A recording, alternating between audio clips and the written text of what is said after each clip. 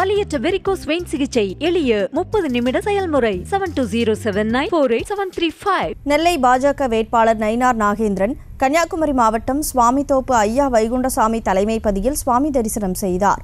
இதுகுறித்த கூடுதல் விவரங்களை நமது செய்தியாளர் கால்வினிடம் கேட்கலாம். வணக்கம் கால்வின், முழு விவரம். வணக்கம் கனிமொழி. வருகிற பாராளுமன்ற தேர்தலில் போட்டியிடும் வேட்பாளர்களின் பெயர்கள் தற்போது வெளியிடப்பட்டு வருகின்றன. திருநெல்வேலி பாராளுமன்ற பாஜக வேட்பாளராக நயினார் நாகேந்திரன் அறிவிக்கப்பட்டுள்ளார். இந்நிலையில் தமிழக பாஜக துணைத் தலைவரும் திருநெல்வேலி பாராளுமன்ற தொகுதி வேட்பாளருமான நயினார் நாகேந்திரன் இன்று கன்னியாகுமரி மாவட்டம் சுவாமித்தோப்பு தலைமைப்பதியில் சுவாமி தரிசனம் செய்தார்.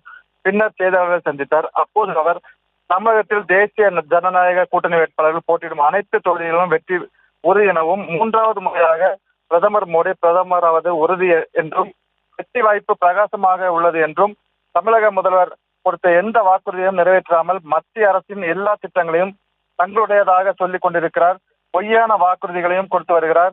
இதனை மக்கள் நம்ப மாட்டார்கள் என்றும் நெல்லையில் இடைத்தேர்தல் வருவது என்பது மாவட்டத்தின் பிற தொகுதிகளுக்கும் நன்மை வருவதற்கு சமம் என்றும் இடைத்தேர்தல் வந்தால் மக்களுக்கு நேரடியாகவும் மறைமுகமாகவும் நிறைய நன்மைகள் கிடைக்கும் என்றும் வாக்கு வித்தியாசத்தை ஐயா வைகுண்டர் தான் தீர்மானிப்பார் எனவும் அவர் கூறினார். கனிமொழி, விவரங்களுக்கு நன்றி கால்வின். வலியற்ற வெரிகோஸ் வெயின் சிகிச்சை எளிய 30 நிமிட செயல்முறை 7207948735. செய்திகளை உடனுக்குடனும் துல்லியமாகவும் தெரிந்து கொள்ள சப்ஸ்கிரைப் பண்ணுங்க.